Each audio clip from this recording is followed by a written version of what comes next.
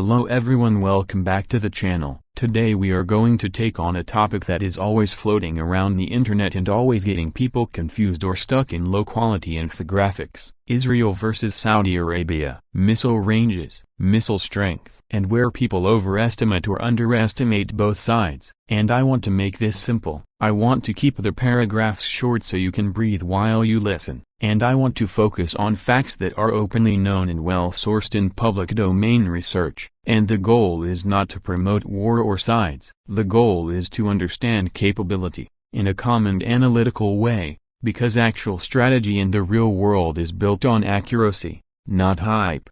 The first difference between Israel and Saudi Arabia is one huge thing. One country is primarily a developer and integrator of its own missile and interceptor families. The other country is primarily a procurer and operator of foreign systems. That single sentence alone explains why most internet arguments go wrong. Israel manufactures, invests, and pushes domestic systems in every range class up to the longest class. Saudi Arabia buys large systems from the US and China and focuses more on strategic deterrence through acquisition. These are two different philosophies. Israel is one of the smallest countries on earth geographically, but the Israeli deep doctrine has always been about precision, survivability, redundancy, and second strike survivability. So the missile inventory reflects that: short-range precision at industrial scale, medium-range precision, and a long-range deterrent layer that is confirmed to exist although the program is one of the most classified systems in the region.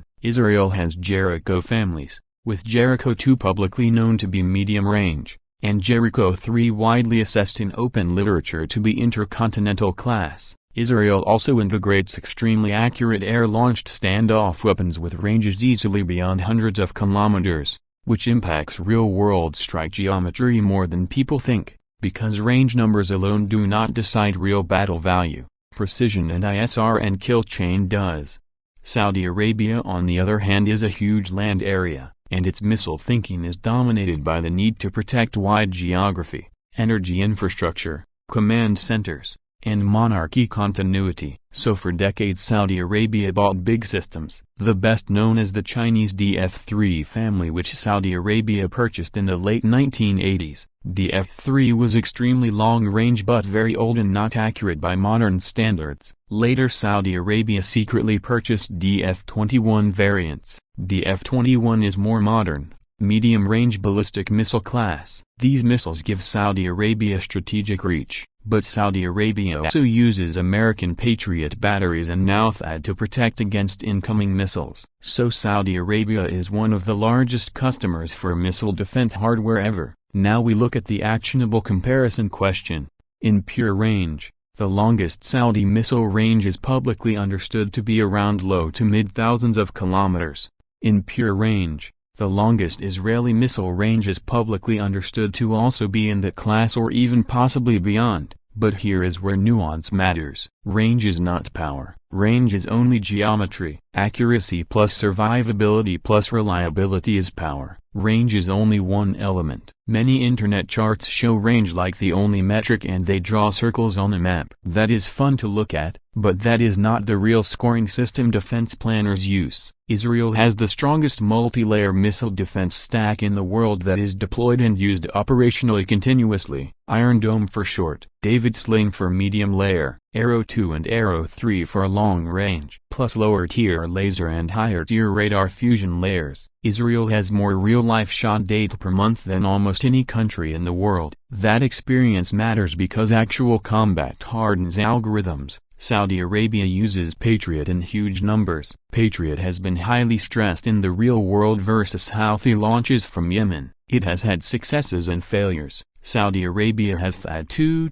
which is modern and long range. Saudi Arabia is not yet at the same domestic software integration level as Israel because Saudi Arabia relies on foreign vendors. But Saudi Arabia is improving domestic missile technology knowledge extremely rapidly right now because Saudi Vision 2030 and Saudi defense industrialization policy demands local content.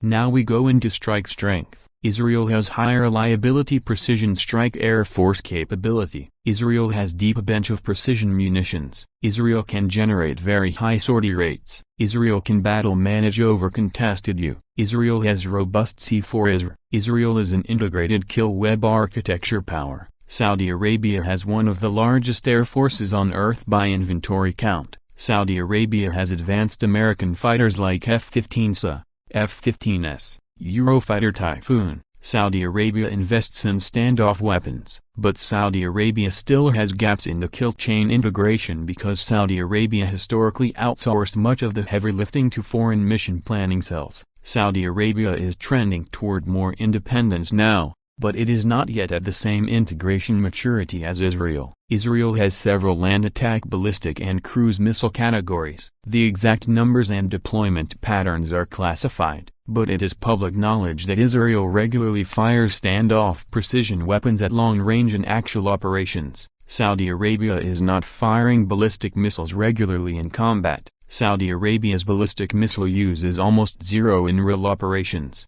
Saudi Arabia uses interceptors far more than offensive ballistic missiles. Now let us talk about resilience. Israel has extremely dense active protection. In a major missile exchange scenario, Israel could intercept enormous numbers of incoming regional missiles. Saudi Arabia can intercept many too, but Saudi geography is very large. Israel has compact geography which allows dense coverage. Saudi Arabia needs many more batteries to cover everything because oil infrastructure is spread across huge land. Israel has a nuclear deterrent widely assessed in open literature as real. Israel does not confirm or deny. Saudi Arabia does not have nuclear weapons. Saudi Arabia is heavily reliant on external long-term guarantees for ultimate strategic deterrence. That singular fact is the ultimate root difference which makes all other missile math different. Israel has an independent full-spectrum deterrent. Saudi Arabia does not yet. Now a lot of internet people make simplistic charts like Israel versus Saudi Arabia who would win.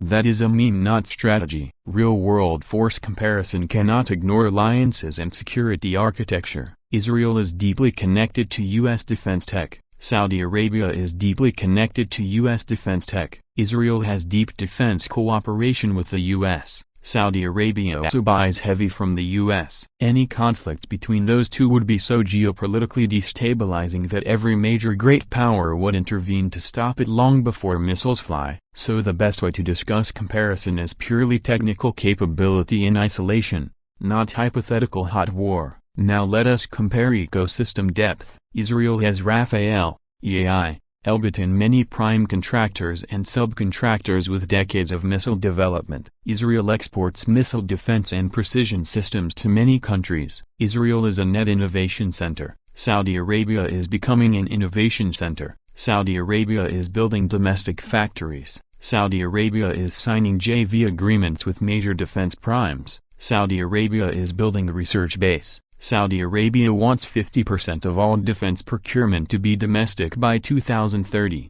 That will take time, but the trajectory is real. Now let us talk about future trajectory. Israel is building next-gen Aero 4. Israel is building high-energy laser layers. Israel is pushing eye-fused engagement. Israel is building super-agile interceptor tech. Saudi Arabia is investing huge capital to catch up in systems engineering. Saudi Arabia will likely buy new strike systems from China or develop with partners. Saudi Arabia might develop long-range cruise missiles. Saudi Arabia could pursue nuclear fuel cycle capability. The future might look very different than the present. Now we add a very high-level summary of missile class layers for both short range, medium range, long range. Israel has credible domestic tech in all three. Saudi Arabia mostly imports for all three although future may change. Israel has combat-proven defense across all three. Saudi Arabia defense is combat-proven too under real stress from Yemen but Saudi Arabia defense is dependent on foreign contractors for sustainment.